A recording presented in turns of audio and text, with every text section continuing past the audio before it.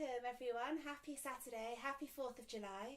I don't think there's any Americans or half Americans on tonight, but I spent a lot of time in America. I lived there for quite a while, and I have a sort of weirdly misplaced soft spot for these sort of days. So happy 4th anyway.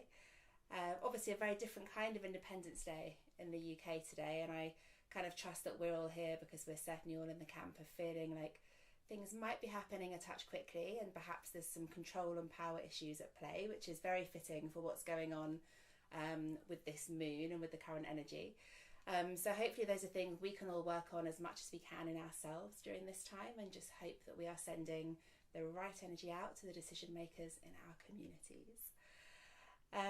So namaste, hello. My name's Jane. I think I know all of you tonight, which is awesome. It's always nice when we have our community group, and these have been spreading really far and wide lately, which is great. But I think for better or worse, I know everyone. So hi everyone. Especially, thank you to all of you for being here. Especially huge thanks to those of you who have purchased your ticket today through my Crowdfunder. I'm only going to take 20 seconds to plug this, so I apologise if you have already seen my social media, my Instagram, my YouTube, my newsletter today, and are bored to death of me plugging it. But I am running a Crowdfunder. If you've managed to miss it, there'll be a newsletter in your inbox from about 3 o'clock this afternoon. What I'm doing is raising funds to set up a gorgeous, amazing traditional Sula Kota teepee, which I'm having handmade here in Cornwall. I literally couldn't believe that there's a woman about 20 miles up the road from here that hand makes these. They're beautiful, really, really perfect. And my plan is to have this teepee set up in an amazing, amazing space just further up the coast, near Trebarwith Strand, not far from Camelford, for those of you that know Cornwall. And this teepee will be set up in complete wilderness, more accessible than it sounds, but still very much in the wild. And that's where I'm going to be hosting one-to-one sessions, small groups, and hopefully these sessions, so this may be the last time you see my little spare room, from the next moon, which will be really exciting because I've loved getting these sessions up and running after all the initial chaos, trying to get the right kit, trying to understand the technology, navigating the nightmare internet. We've kind of got a setup here now, which is generally, give or take, working. Hi Sue, hi Tara.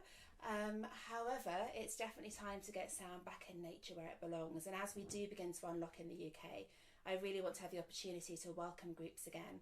So those of you that are in the southwest, we can meet up in person, we can do this in person, in nature where we're supposed to be, and the teepee is really an expression of that. It gives us a chance to be together outside but inside, somewhere that's safe and socially distant, that's considerate of the regulations and all of our health, but also allows us to really get back into the vibrations and into this work. So anyone that feels able to contribute to my Crowdfunder, I am eternally grateful. I will only do the woe is me speech one more time. I did not manage to get a single penny of help from the government. Unfortunately, lots of those who are self-employed, and particularly in the gig economy and who have multiple different incomes, really struggle to get any help through any of the various different schemes. So it's not trying not to be a woe is me, but I wouldn't be crowdfunding and asking for support if I'd managed to get some big grant from the government. I haven't. So if you haven't seen all of that, please do look at any of my channels. It's going to be unavoidable for the 3 weeks that this Crowdfunder is running. If you do want to buy anything from me, time in these sessions, if you want to buy one-to-ones, if you want to buy products, any rock and ritual boxes, all of that stuff is available as a reward through Crowdfunder. So please do, if you can, purchase it through there. You're still paying the same or maybe less. I've discounted most things, but you're really helping me to grow that campaign and grow the awareness, and hopefully secure some additional funding, which they give you if they can see your campaign is doing well. So that's enough of that. Let's get on with the full moon energy. So it's the full moon in Capricorn. Is anyone a Capricorn or has a Capricorn moon, Capricorn rising? As always, it's really nice if I can interact with you guys in the comments. It really helps me to learn about you and to tailor what I'm telling you a little bit. Obviously, anyone that knows much about astrology and cosmology will know that the big thing with astrology is that your houses. So when you know a bit about your chart, you can understand which house the moon falls in for you, and that's really informative. That's really what will lead your kind of understanding and interpretation of the moon. I do sometimes do those readings, but there's lots of people locally, if you're near me, I can recommend to you, and I can incorporate them into bigger sessions. Or if you just want your natal chart and you want to know, I can just shoot them your way. Helen, 30th of December. So 3 of my best friends, I've got 4 best friends, and 3 of them all born the 30th of December. How weird's that? And every year we have this kind of massive New Year's Eve birthday hybrid fiesta. And this year 2 of them are turning 40, so let's hope we're not in a second lockdown. So Helen, for you, this Capricorn full moon is a biggie. I'm a Capricorn rising, so it's in my first house. So it's a biggie for me. In fact, it's a really powerful moon for lots of us. Particularly if you are a Virgo, a Taurus, a Scorpio, a Sag, and a bit of Aquarius. But it's a big moon for all of us because it's also an eclipse. So you'll have noticed if you come to a lot of these or do a lot of this work with other people, do a lot of reading, we seem to have been talking about eclipses for ages, and actually it's been a month. This is the 3rd of the trio, and that is kind of closing the circle, bringing us to the end of the cycle. And this has been a series of Cancer Capricorn eclipses. So we had a new moon in Cancer, solar eclipse in Cancer, and now we've got the lunar in Capricorn. So this is a bit super sciencey, but the way eclipses work is that they're dictated by the lunar nodes in astrology. And the lunar nodes are kind of, as you might imagine, they're north and south. They're kind of equatorial points, which are kind of polar opposites in the celestial heavens. So at the moment, the north node is in Cancer and the south node is in Capricorn, and they're just about to switch into Gemini and Sagittarius. So whichever signs have got the lunar nodes is where the eclipses happen. And what that means is that for about 18 months, we have bang eclipses in the same houses over and over again, and the same signs rather. So that Cancerian Capricorn energy has just kept on coming in and kept on coming in powerful. And what that means that Cancerian energy is very personal, sensitive, fluid, watery, as I know DT, you're a Cancer, there's a few of you on here today. That's something very familiar for you guys. And then the Capricorn energy is very much about work, business goals. It's very practical, very earthy, quite kind of material sometimes. So these are these 2 kind of polars that we've been working with over the whole of the last eclipse cycle, which has been since July 2018, but very specifically in this little 4-week period we're just coming to the end of. So you guys know I like to do a lot of kind of glancing backwards using astrology. So the key points to look at today are very much the July 2018 for the beginning of this eclipse kind of mega cycle, and then back about a month, just to where you were a month ago. And that in itself is really interesting because June has been a really yin month, and that again is very consistent with Cancerian energy, very sort of sensitive, reflective, not delicate so much as just really empathetic, really aware of the details. Most astrologers and energy readers that I follow, lots of my teachers and people I study with, have all been saying that June has been a super yin month and July is going to go, particularly the end of July. And if anyone follows Lee Harris, who I think is an amazing energy intuitive, I just was listening to his July update today, and he was like, it's all about the end of July. It's going to be fire. And I really feel that too. I did my monthly reading yesterday, and I had such a strong sense that after Mercury goes direct on July the 12th, we have a couple of days of breath, and then it just is going to go big. So really what this whole phase is, this eclipse phase coming to an end, is a chance to pause, to stop, to get to that completion. And that, of course, is what a full moon offers us every month, is our cycle of completion.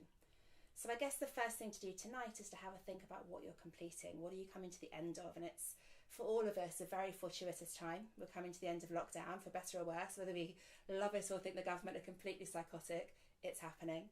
And that's changing all of our lives again. And for some of us, we've only just begun to get used to this new life. So what does it mean for you? What's June been like? What does July look like? How is it all going to change? And these are all really good journaling points to work with this evening and through the next week.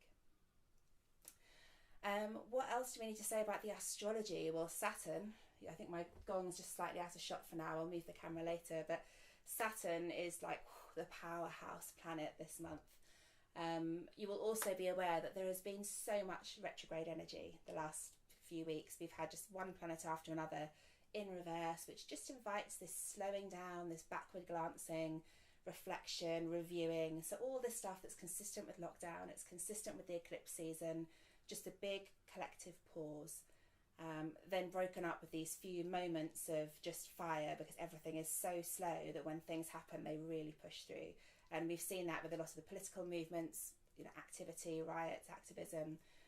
It's been a real kind of binary, bipolar energy. So Saturn has a lot to do with this. Saturn is the lord of karma. A very scorpionic planet, very much related to the water signs, related to this kind of hanging on to the past, to the need to let go. So as we come to the end of a big old eclipse cycle, we're also coming into a really interesting time for Saturn. And some of you may have caught my little message on this on Thursday on Instagram Live, so apologies if you're having to hear this twice. So Saturn, I'm sure many people know about Saturn returns. Let me know in the comments if you have had one, if you're having one, if you're in one, anticipating one. They broadly come when you're about 29, 58 and 88 and a half, to be specific, every 29 years and a few days. And Saturn, in theory, every time you reach one of these big life milestones is helping you release the energies of that last cycle, that last 29 and a half years. So I know for me personally, my Saturn return when I was 29 and a half was a massive turning point for me personally. A huge turning point in my life, where I was living, what I was doing, my decision making. And I can look back now, 10 years later at that phase, and see a really clear turning point for myself. And I'm already really excited for what my second one will hold. So Saturn, the reason it's important this week is that Saturn went retrograde on Thursday. So Saturn has just gone into Aquarius, and weirdly Saturn went into Aquarius on March the 21st, just as we went into lockdown in the UK. It's a big transition, and Saturn, because it has this little retrograde, is now just backstepping into Capricorn for 5 months. It's going to be middle of December, and then he's going to be going forward for his full Capricorn return, so revisiting where Capricorn was at the time of your birth. And it's a really heavy energy. I know Julia, you messaged me earlier saying that everything felt heavy, and I completely agree. It's felt heavy and dense. Like, I've been really headachy, that kind of tension headache for the last week and a half. It's partly the weather here, like it's partly the elements, the way they're combining, the way they're sort of Ayurvedically giving us their vibes. But there is definitely a heavy cosmic energy, and I feel that's coming from all of these retrogrades and this big sense of closure, but as well this big forward focus. What happens now? We're coming to all these endings, one end after another. So where does it go next? Just reading. Dita, yes, a little bit longer. I know mine's in Libra, so yeah, a long time to come back around. But yours is what, about 5 years, Dita? Not too long to wait. But yeah, it's a really exciting time of Saturn return. You know, it's hard lessons, it's learning hard stuff. It's often the stuff you don't want to know. I know, you know, people, without being too gloomy, often look back and they discover this is times they realise they were in the wrong relationship, they were in the wrong career, they turned left and they should have gone right, vice versa. And it's the opportunity to reverse all of those things over 2.5 quite sticky years. So we have Saturn now in his last little move through Capricorn, a last little glance through this energy, which is very earthy, materialistic, practical, logical, goal-oriented, target-oriented, and about making it happen. And then once we're out of this Capricorn phase in December, Saturn goes into Aquarius. And for many, many people believe this is the beginning of the new age of Aquarius, a new age of humanitarianism, a completely new approach to sustainability, to living in a more eco-friendly, environmentally positive way. And it's going to be the time when the collective rises up, the leadership finally gets a grip, and things begin to change for the better on this planet. So I'm very excited about where the next few years take us. I think it's going to be the hard way for the next 3 or 4 years, and that seems to be the prevailing view. But this move from Capricorn into Aquarius is super important. So if you do have your chart, if you need to find out where to get your chart, shoot me a message. I'll drop a link in the notes afterwards. It's really interesting to know where Saturn is for you, and then you can look up what house Saturn's in for you, and that will really help you see where the kind of energy is lying from this weekend for the next 5 months. Last thing to say in all this, I could go for hours on Capricorn and Saturn, is that Saturn is the ruler of Capricorn. So not only have we got like a really big reflective karmic energy coming in this weekend, but it's also in the full moon of the sign it's the ruler of. So it's super powered, plus there's a lunar eclipse times 10. Big stuff. So whatever you're planning, thinking, looking at this weekend, particularly in the world of the Capricorn vibes of work, career, ambitions, this is the chance to make it happen. There's always a chance, but it's really good to harness the energy. I always think that. And I think for lots of us, I know for me personally, lockdown has changed work and goals and career for a lot of us. A lot of us we were going to work in February doing something, and now we're doing something really different. Maybe people have sadly lost their jobs, they've like I have, I found that I'm not teaching yoga at all anymore, but I'm like really focused on my sound work. The TP and all this stuff is growing out of that focus, and I'm going to leave this with a very different career balance to where I was coming in, which I'm really excited about. That's a great thing. I can't wait to get going. So lots of new energy for all of us. Take a little moment. I know lots of you like to journal, so I don't want to talk at you relentlessly without giving you a moment to journal. Take a couple of moments, maybe just to write down, or if you're just lying down and chilling, just have a think about these general themes I've just been talking through these last 10 minutes or so. Thinking about maybe the slightly more career goals, physical, earthy aspects of your world, your life, your landscape, what these mean to you. Maybe looking at the last month, the last 2.5 years. And where you think it's going now, where your intentions lie in that area. And what we're going to do is start thinking about affirmations. It might be that you have an affirmation that you're ready to bring to your own practice this evening, or to work with through this month. And the way I like to do it is that I usually set up my crystal grid. I have my affirmation and my reading for the month, and I keep them set in my space here, in my sacred space and my altar. And that's where I come to every day for my practice, whether it's to do a full yoga practice or just sit for 2 minutes or whatever I'm doing. Something else I posted about this week, there's no compulsion to do it every day.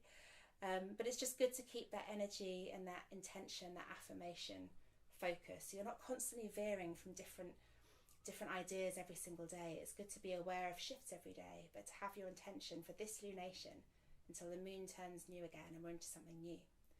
So have a little moment to scribble a few things down, make a few mental notes, grab a glass of water if you need one. I should mention, because we're going to get onto some sound in just a moment, if you haven't got your headphones on, do grab them. It does make a difference. And today we're going to work with the Himalayan bowls first, so they're probably the quietest of all the things in this room, so the headphones will really help you. So I wrote an affirmation this morning while I was doing my preparations for this evening, and I always think Capricorn energy is kind of a tough one, and as I said, I'm a Capricorn rising, and it's not something I'm that comfortable with. I've never felt very good about Capricorn energy, because it can sometimes feel very much about materialism and power and control, which are all of these constructs I think a lot of us are not that comfortable with. But that's exactly why we work through the houses over the course of the year. We have to address each of these aspects of ourselves, even the ones we maybe aren't particularly comfortable with, and really find our way through them. So I was really thinking a lot about goals and ambitions. What do I want? What do I think I can offer? And how am I going to take this forward over this phase? And this is the affirmation I came up with, and you're welcome to borrow it if you'd like for this session, or if you want to write yourself your own affirmation, then please do. So here's what I wrote. I'm clear and focused on my goals and ambitions, and I will commit to these with authenticity, integrity, and love. I'm clear and focused on my goals and ambitions, and I will commit to these with authenticity, integrity, and love. And for me, I mean, I actually hate the word authenticity. It's so overused, especially on social media. But I think it's really important to make sure that you know why you're approaching certain goals, why you're approaching certain ambitions, particularly in that earthy spectrum. So I'll let you guys have a moment to think about your affirmation. And while you do that, I'm just going to get my incense going. This traditionally is the part of the session where I set myself or my room on fire, so bear with me if that happens. I need to start bringing a fire extinguisher up here, I think. So what I'm working with, for anyone that's interested in the ritual side, is I'm using one of my raw incense blends that I like to mix up myself. And what I do with those is to set light to my little charcoal discs. This one really doesn't want to light that well, but they always take a few minutes to get going. I've also only got dinky little matches. I really like those really big long ones you get for barbecues and stuff. We seem to have run out of those, so it's a little bit harder to get things moving.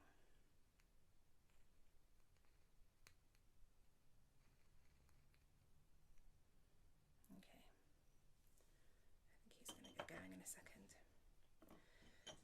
And then what I'm using for my incense today, I'll try and show you a bit closer up, is my little mixer. So this is a mixture of white sage, rosemary, juniper leaf, and a little bit of lavender.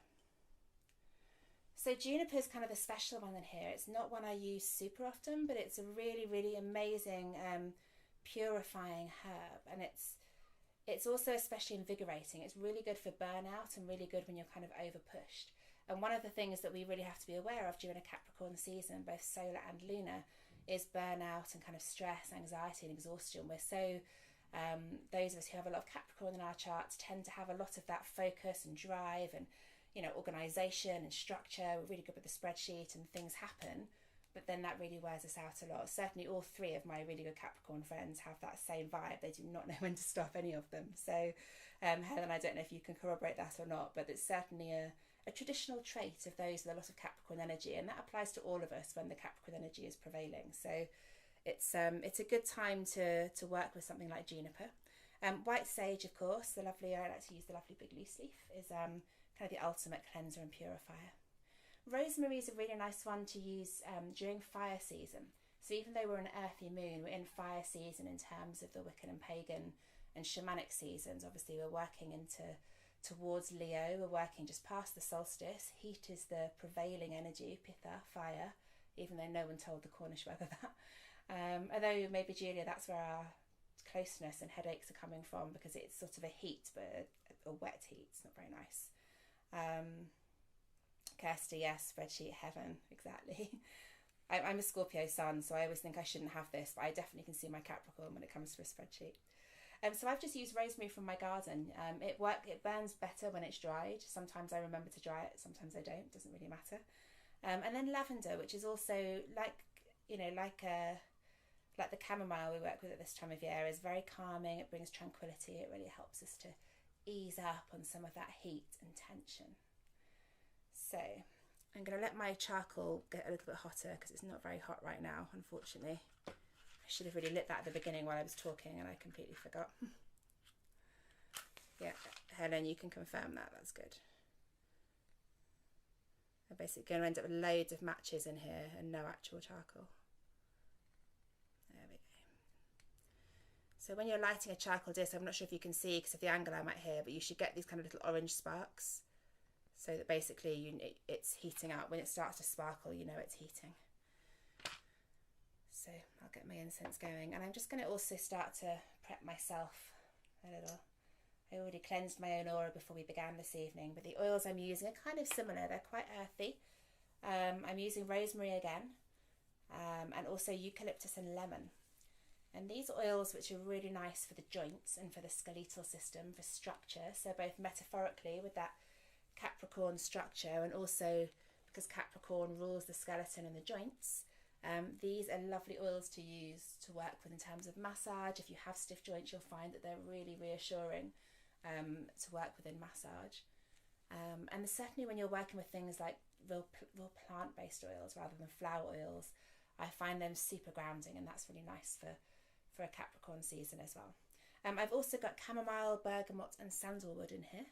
And they kind of provide that balance. So we have the earthy sort of grounded, strong structural sense, and then we have these slightly softer, more heady scents, which are all about kind of taking the rough edges off and helping to cool down some of that Capricorn kind of focus and drive and determination that we might all be feeling in this very amplified weekend. So it's very earthy. I took my ritual bath this afternoon. The pictures, I don't know if we'll make it to Instagram, because I also used red clay in the bath to represent the earth element, so it just looked like a big muddy mess. But it was very delicious on the skin, and these oils and these herbs and then that red clay were just really amazing together. So so I really recommend that as a soak. Okay, while my incense gets going, hopefully yours is more advanced than mine is, we're going to do a little bit of work with seed mantras. So a seed mantra, or bija mantra as they are called, are mantras which are associated with each chakra. So each of the 7 main chakras has a bija. If you're a yoga teacher or practitioner, you may well have come across these in your practice. Just sorting out all of my little bowls here.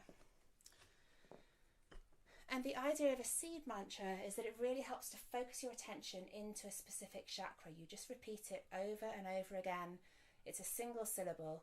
And the one that we're going to use today is for the root chakra, which is the Capricorn chakra, very much about that physical, that earth connection.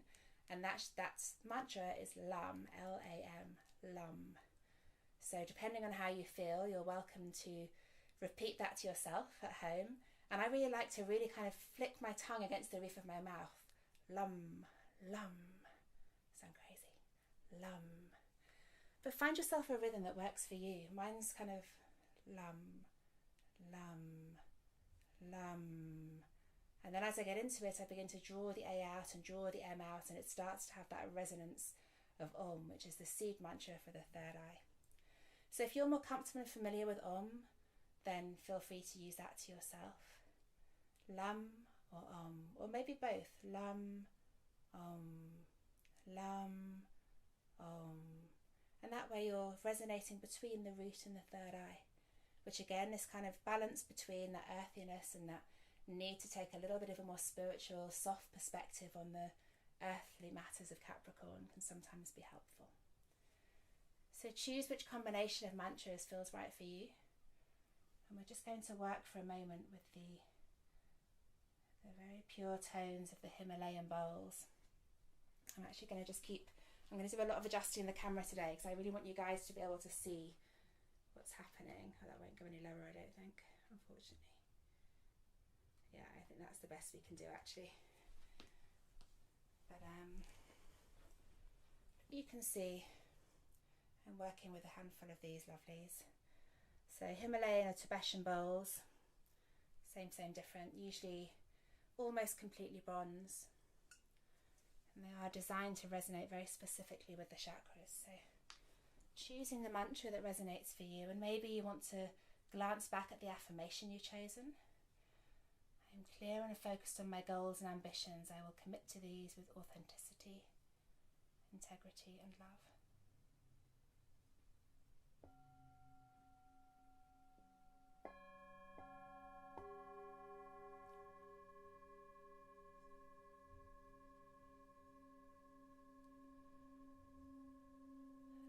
Play the bowls one by one, and maybe each time you hear me change bowl, you can begin the mantra again in your head. So it's quite long.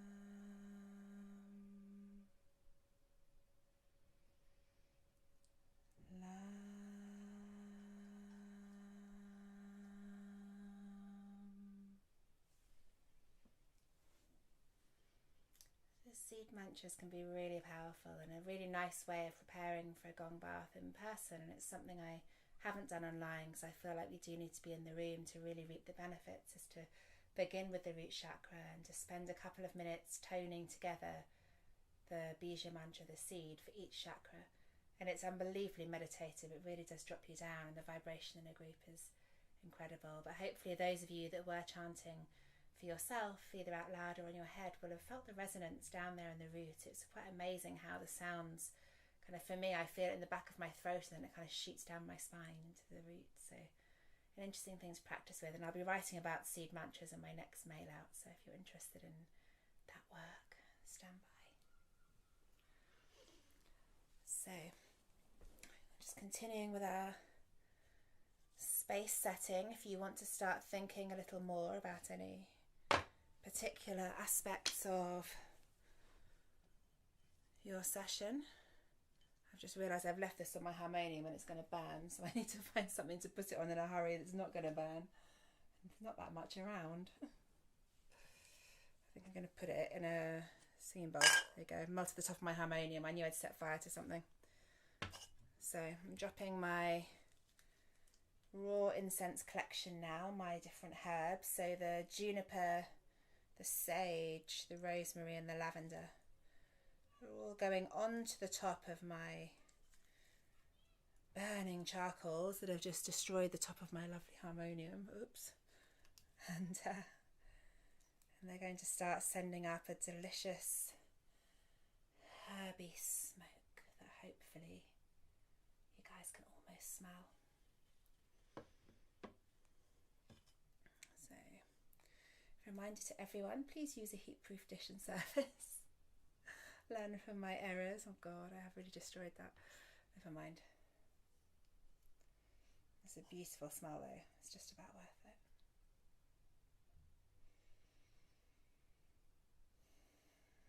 So I've already cleansed all of my crystals and cleansed the space before starting, but the way to work with this is to let the smoke really drift up and around you. To work, if any of you have worked with sacred tobacco, it's a similar philosophy of really watching the tendrils, seeing them move through space and feeling yourself move with them. Gently inhaling and exhaling through the lips, in through the nose, out through the lips.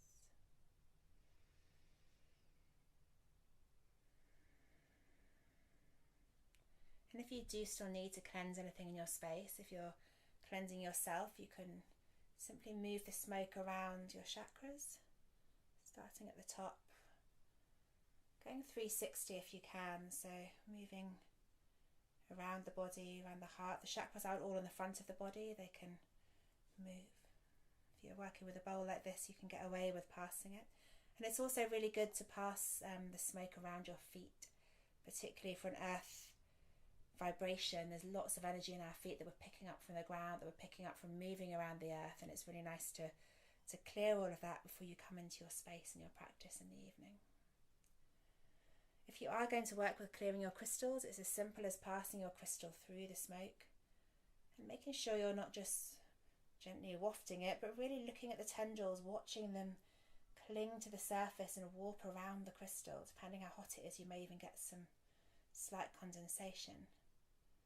Taking time to really look at all the different chemistry, the geology of the mineral in your hand, and then making sure you're welcoming it to your space. You're asking it to bring its gifts, its guidance, and its energy for your highest good and that of everyone that's in your space, in your mental space, in your intention space this evening. I think I've called that enough to get away with putting my card on it.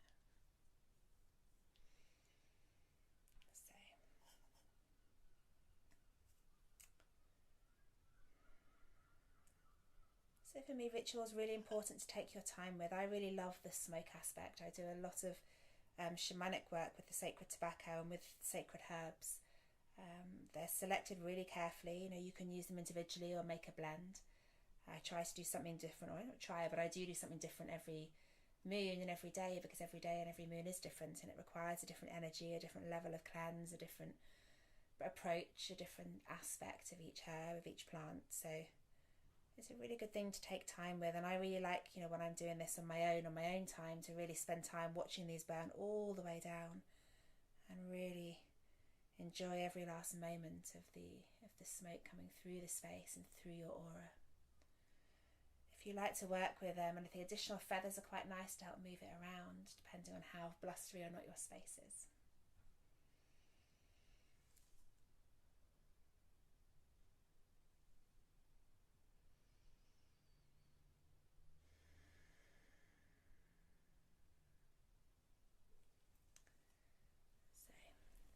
Going to take a little look at what else is going on the crystals today before we start getting into a bit more sound.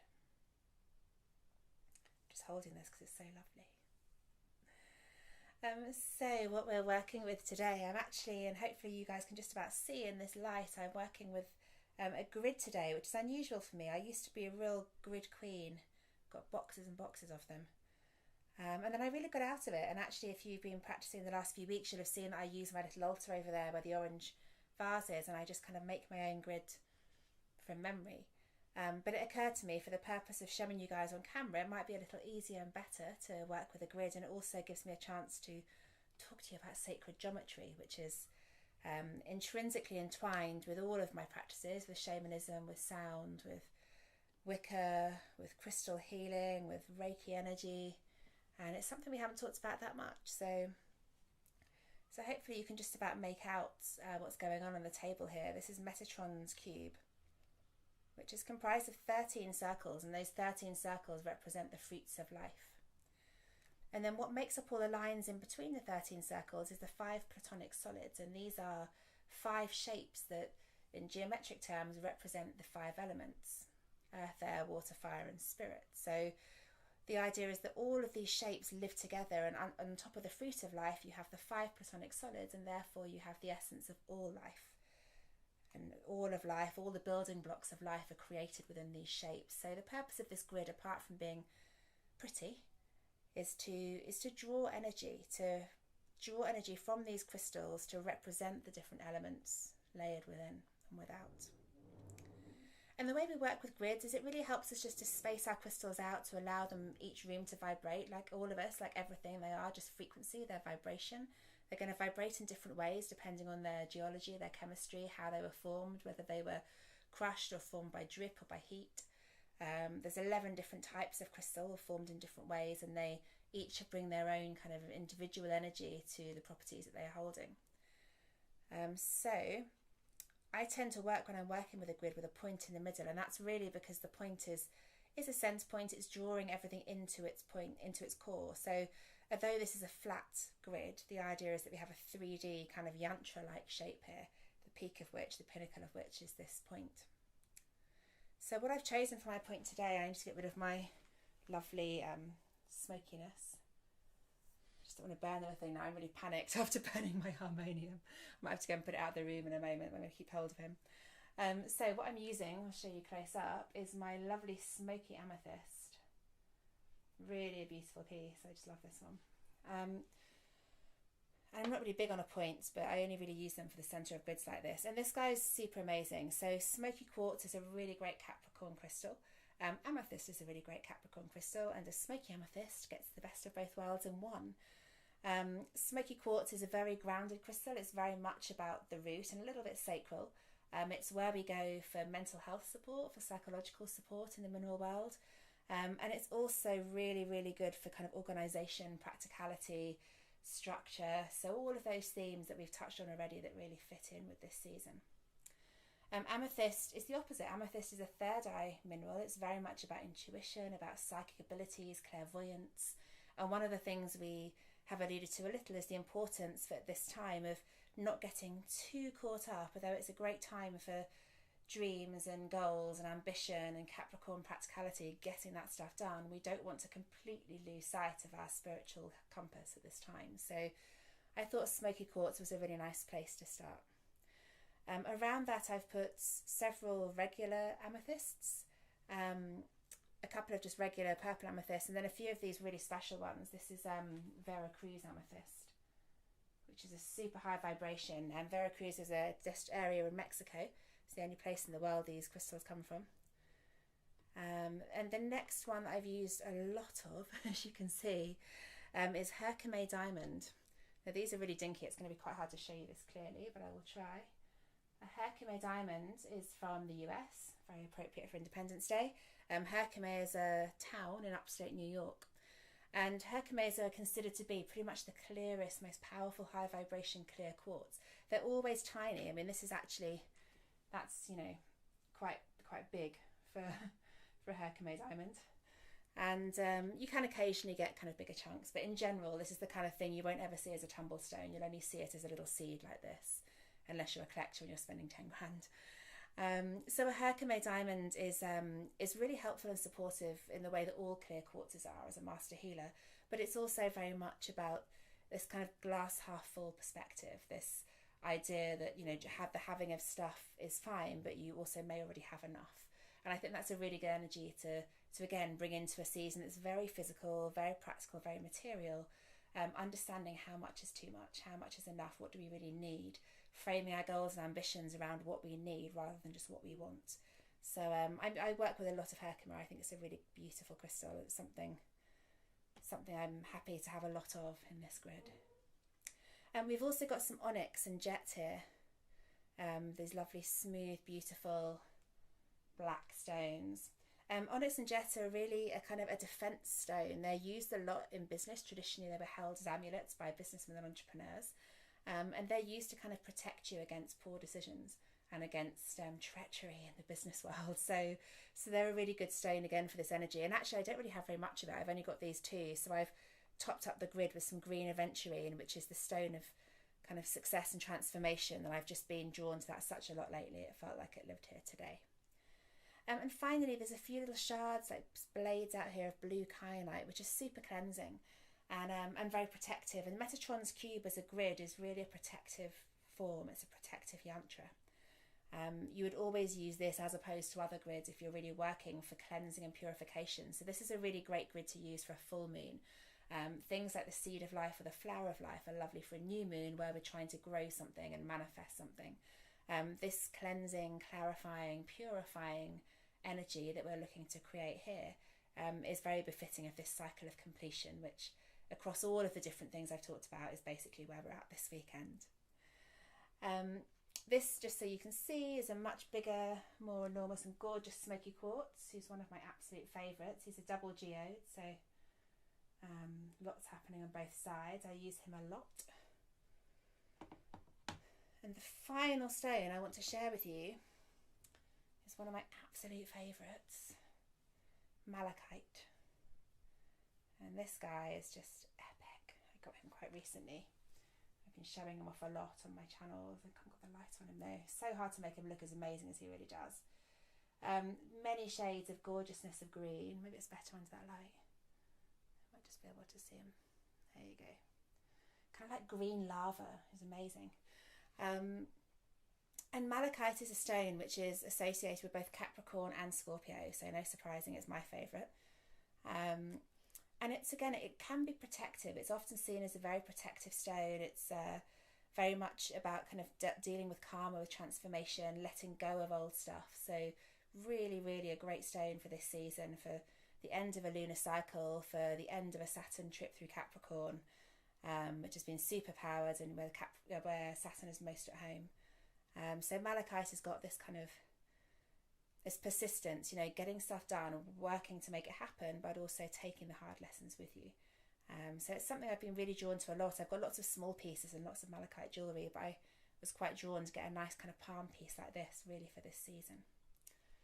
So that is what we're working with, ladies.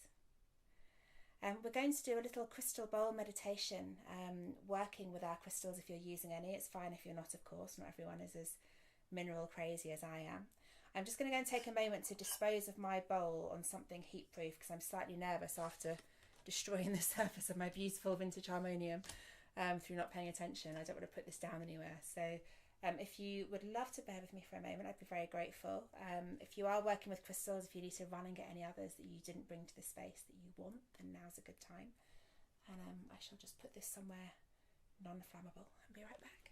Yeah, I've just discovered that. The radiator is a great place to put incense bowls that you have slightly set on fire.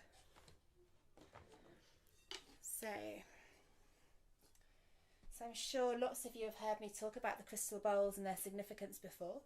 The crystal bowls I work with are all 432 Hz tuned, which means they're tuned to the frequency or the pulse of the earth, which makes them extra special.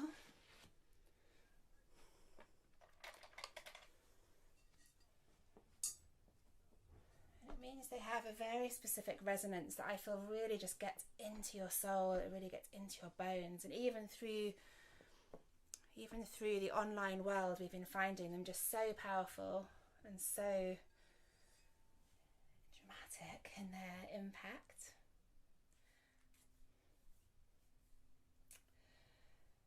So if you haven't worked with programming your crystals before, then similar to when we cleanse them, taking our crystal in our palm, spending a moment engaging with it, really noticing its surface, noticing what it offers you. And just repeating, it could even be your affirmation. I tend to repeat my affirmation as I'm verbally cleansing the crystals, thanking them for their guidance. Sounds a bit crazy to thank a rock, but it's just energy, it's just frequency. Before connecting with it, see if you can feel it. And I notice certain crystals, and it's how I select them for the grid, certain crystals will speak to you, they'll vibrate, you'll feel the temperature, the heat. And if they don't, then maybe they're not for you today, they're not right for where you're at with your meditation today. Or maybe they will feel more like that when you finish, you never know.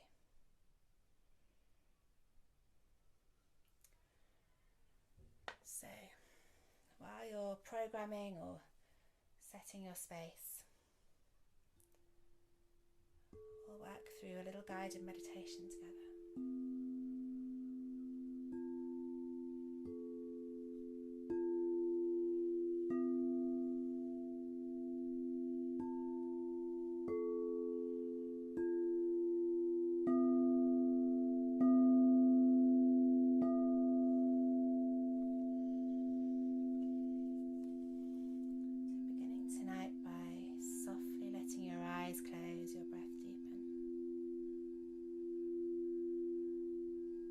Visualizing yourself on your favourite beach. It might be a beach just where you live, if you're one of the lucky ones here in Cornwall. It might be a beach in Bali or India or New Zealand or anywhere in the world, anywhere that speaks to you. Somewhere with sand and clay or somewhere with water. Maybe if you prefer a waterfall or a river, that's fine too, but find your visual and stick to it. Take a deep breath in through the nose and a long, smooth breath out through the lips.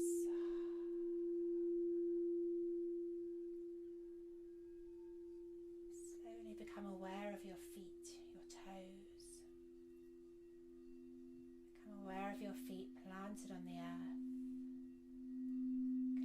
to the ground beneath you, and maybe lifting up all 10 toes and then really rooting down, spreading the ball of the foot, feeling every millimetre of skin press the earth, spreading the toes wide as they land softly back to the ground.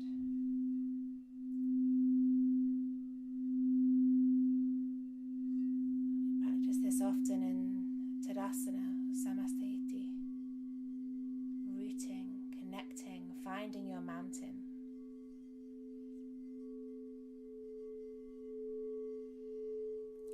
Imagine the energy transitioning between your feet and the earth beneath, that strong, powerful, safe connection, your root. And this is the area where family ancestry and your history is stored. So it's a long, deep root all the way down into the earth's core. How the earth feels to you. Maybe it's a little unstable or uncertain. It's been a very unsteady time. Maybe the earth beneath your feet doesn't feel as stable as it once did. Maybe it's stable but shaking, like a constant little earthquake as we navigate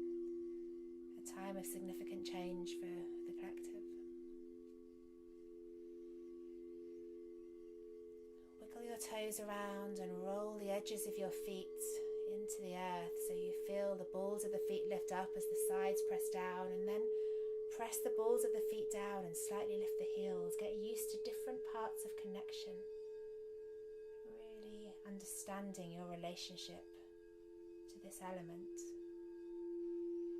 to everything it represents, to safety, security, to career, to goals, to those parts of your emotional and mental makeup that give you that infallibility, that sureness, sure-footedness. And as you stand here on your beach or your riverbank or on your chosen rock, become aware of the air, the breeze gently flickering a stray hair around your face, or maybe it's blowing your hair all over your face. Notice this movement, this flightiness, this change in air, the constant restlessness, no clear direction.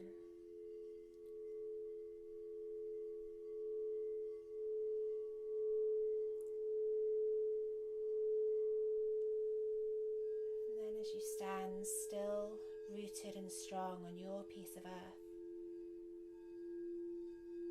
maybe the sun pops out from behind a slight cloud and you feel the heat on your skin. You feel fire, warmth, that gentle prickle, that delicious gentle texture of sun, of heat on skin. Aware of slightly dry lips or that kind of dusty sensation when there's heat in your nose.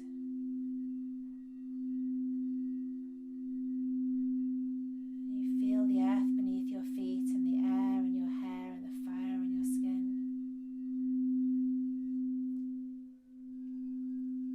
And then gently become aware of the sound of the ocean or the sound of the river lapping at your toes.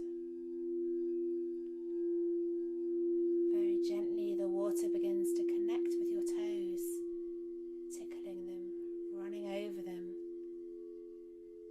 just a little at first, and then more, then something deeper, more profound, more enveloping, and maybe the water is so strong if you're stood at the ocean's edge that it tries to knock you off your feet, but your feet are strong and rooted.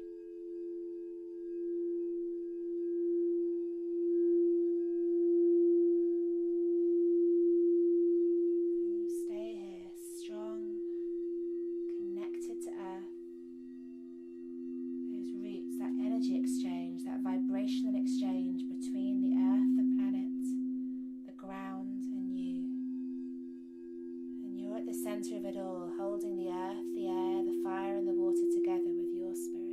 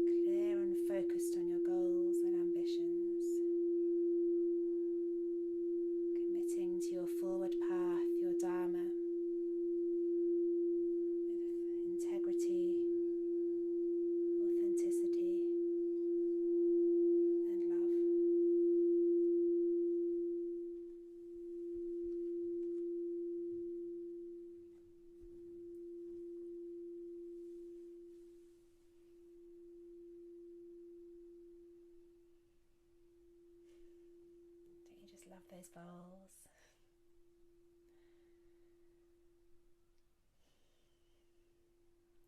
So, noticing how the little meditative journey was for you. If anything in particular stood out for you, maybe you were particularly connected to one element more than the others. Maybe your earth felt very shaky or very unstable or uncertain at first. Maybe it changed. The quality of your root chakra, your earth energy changed throughout the meditation. Take a moment to reflect and to maybe journal a few things down if that feels right for you.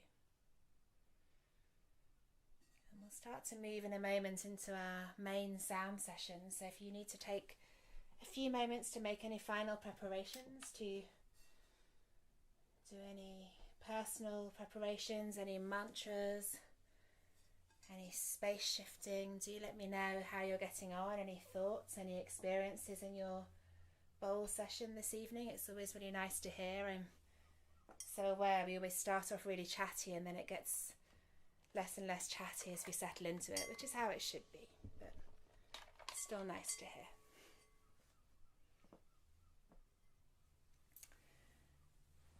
Now, I seem to have a battery issue. So, I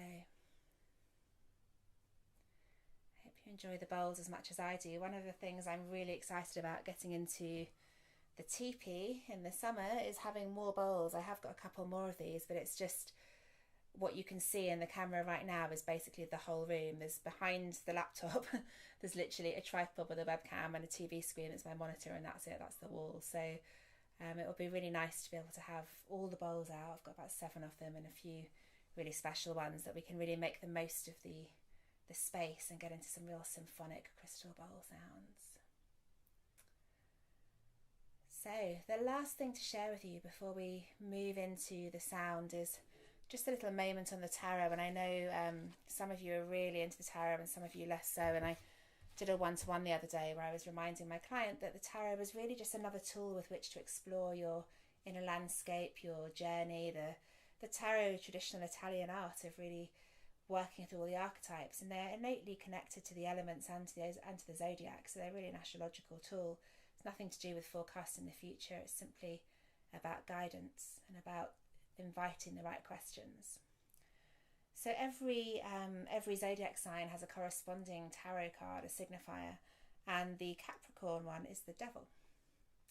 As I'm demonstrating here, this is the lovely Moonchild Tarot, which is a beautiful tarot, and Danielle's devil card is, I picked this deck tonight because it's a much nicer expression of this card.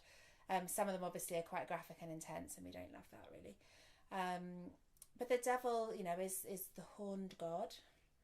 There's a clear visual alignment with Capricorn there, so nothing to be too scared of. And what the devil represents in the tarot world is really this kind of this sort of potential for materialism. It's very much an earth god, an earth sign. On the traditional tarot, the Rider-Waite, he's seen with a man and a woman who represent power and kind of greed, or I think she's holding a beautiful fruit and has a serpent, kind of very Adam and Eve like. And it's all about the idea that they're so connected to the stuff and the having of stuff that they're not in their own power. And the devil kind of holds this power over the couple because he's wanting them to stay material and connected to the physical world. And actually, if they were to let that go and embrace some spirituality, they would embrace their own power and become more embodied people and be happier. So the message of the devil card, it's often, it's very often read in tarot as to do with addictions and materialism and unhappiness with career. And the metaphors really are all about your own power. And again, I wrote about this a lot in my newsletter today. Stepping into your power, your embodiment, your self-respect, deciding what's important to you and why. And it can be anything. It's no one's judging whether, a new BMW is more important to you, as long as you know why and you've got that integrity about your own goals. So the devil card is much like death, my other favourite card, Scorpio card, is often something that comes up as a really dark card, but it's actually really an invitation just to journey and have a look at what's important to you and why, and if you're honouring your own power, or if you're making something more valuable to you than it really is. This is something I've done a lot of work on personally, from previously working in fashion for many, many years, where the having of stuff and handbags and shoes was very important. And if anyone has seen the old modern classic A Devil Wears Prada, it is unfortunately exactly like that, and it becomes very easy to not recognise what true value is and where it lies. So I definitely feel I've been on my journey with the devil. I think we all have in our own way. And the invitation for working with the tarot in this way is really just to read your cards. If you're into cards and oracles, draw the devil out of your pack, place it at the centre of your read, and then your reading will have that kind of filter, that understanding that we're looking at this through an earthy perspective, through a slightly material perspective, and to help you understand where your value and your power truly lies, and to make sure you're not giving it away to a devil in your life, whether it's a person or a thing or an addiction or a desire of some sort. So we shall progress into the sound section of the evening. So if you don't have your headphones on, please do pop them on now. It's the best time. And as we progress into this all-important part of the evening, where we get into the sound, where the sound really, the vibrations really move into our body and really help us do the work in releasing limiting beliefs, releasing blockages, working with physical afflictions, pain or discontent, and allowing us into a state of self-healing. See if you can imbue that journey with a bit of intention and affirmation. You've already written your affirmation, I hope. Now's a really good time to get into your intention. What are you looking for in this season? What will support your onward journey in your own dharma, in your own path? Bearing in mind this general framework of karma, of a pause, of backwards reflection, if we're having a little moment of coming to the end of a cycle with the Cancer Capricorn journey, we've got Saturn in the mix inviting us to reflect on the last 2.5 years. We've got a definite focus on career goals, monetary stuff, financial stuff. How are you feeling about lockdown? Where's it left you and your family? This is a really good time to build an intention around these themes. So just spending a moment or two exploring for yourself what the intuitive guidance is bringing you to. And if anyone has any questions before we get into the sound, please just fire them away now before I step away from the laptop. Once we get into the sound, it's hard for me to see anything. So, okay. All right, guys. I'm actually going to begin today with the drum. I have some urge just to pick up the drum then, so we'll start with the drum.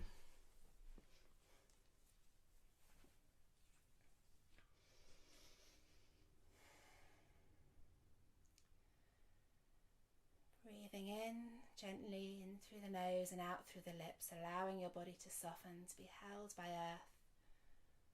Calling in that strength, that connection you felt in your earlier meditation.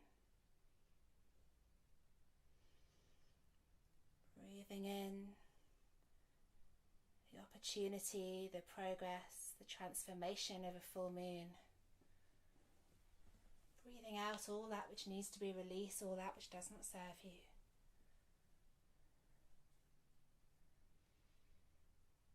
Breathing in your future journey, the opportunity, the ideas, the creativity that's taken root at this time, and breathing out, allowing karmic ties and emotional fears and anxieties that hold you back to dissipate, to dissolve. Taking your awareness to your root chakra, right down at the base of the spine. The root chakra, where the energy of Capricorn, of physicality, is waiting to be explored.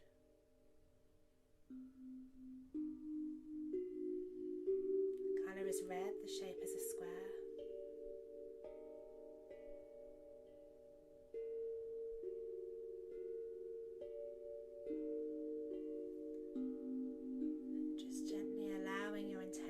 To soften into that root chakra,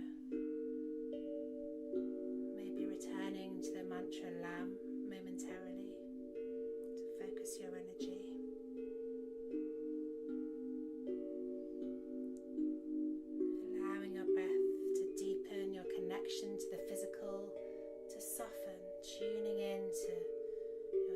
guides, your voices, your spirits, that part of you that just knows, listening for the guidance, for the messages.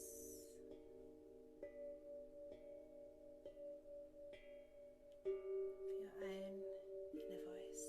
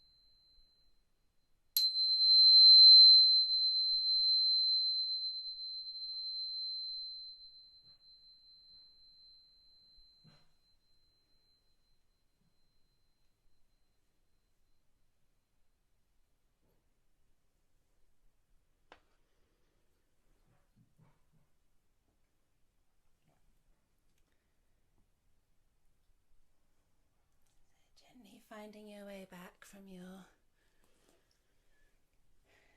relaxation, from your meditation, from wherever you've been. Finding your body, your feet back on earth, connected to the root element, to the element that gives us our power, our activity, our strength. Reflecting on your intention, your affirmation. Coming back very gently, allowing the breath back into your body with a few really deep breaths followed by some long sighs, stretching out the fingers and the toes. Maybe reaching your arms overhead, giving yourself a nice full body stretch. Wiggling the pelvis around, waking up the spine, letting Kundalini free once again. If you want to reconnect with any oils or scents or incenses you are working with, these can be really nice to just reground yourself almost in a smelling salts kind of way. I'm using Shaman's Cleanse, which is a traditional, pretty alcoholic Peruvian concoction. I'll be sharing it in one of the Rock and Ritual boxes at some point, no doubt.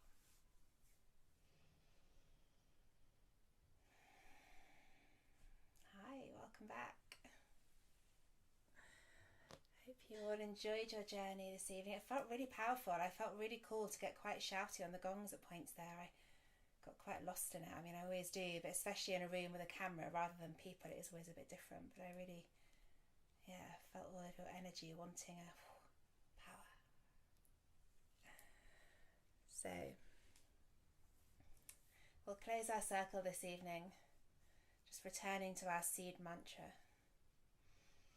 And taking a deep breath in, and as you exhale, sending your attention all the way down to the root chakra.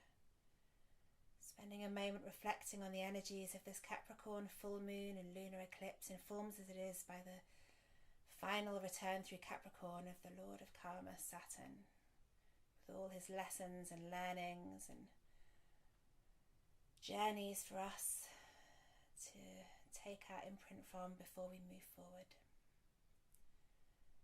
Considering our goals, our ambitions, the plans we're going to make, how we're going to move forward out of this moon, out of this eclipse season, out of this strange several months we've all been in. As you inhale, remember the word Lam, and as you exhale, softly under your breath. Lam. Inhale. Lam. Inhaling, and for a final time,